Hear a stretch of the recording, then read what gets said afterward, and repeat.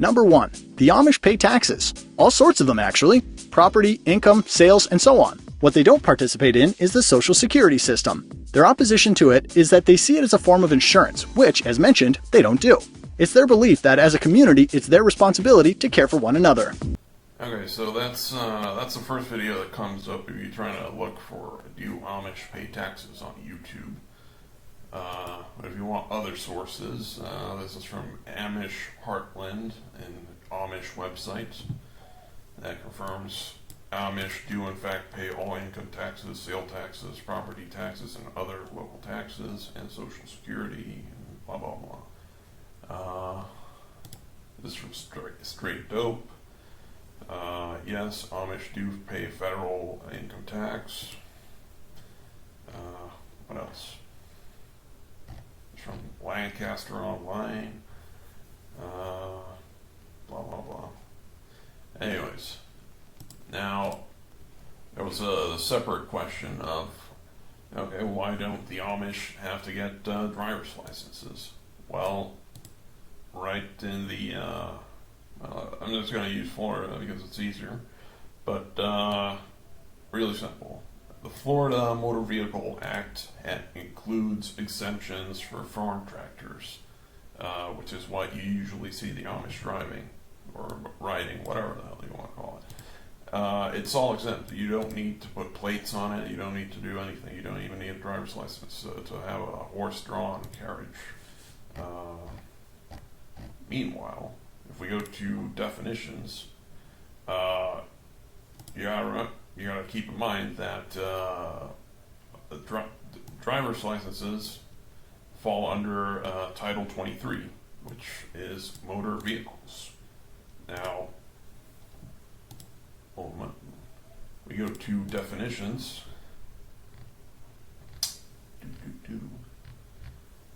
Really quick. The key point here is motor vehicle. It only applies to automobiles, motorcycles, trucks, trailers, blah blah blah, propelled by power other than muscular power, which would mean electric cars, cars run by gasoline. I think that's the only things that or I don't know, a jet-powered plane car.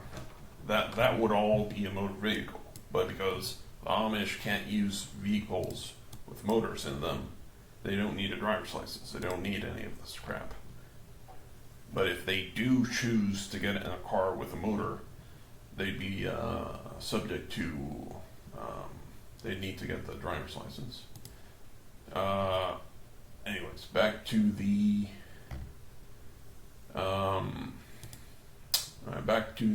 Social Security thing.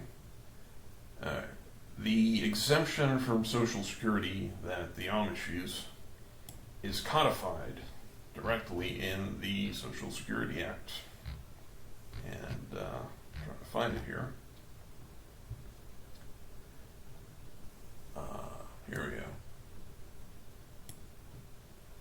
You still have to pay federal income tax, but if you're self-employed Amish or a similar religion, you don't have to pay Social Security on self-employment. Now this is United States v. Lee, which is a U.S. Supreme Court case, in which, here we go. A farmer, carpenter, member of the Old Order Amish had to pay Social Security taxes on his employees, which were also Amish.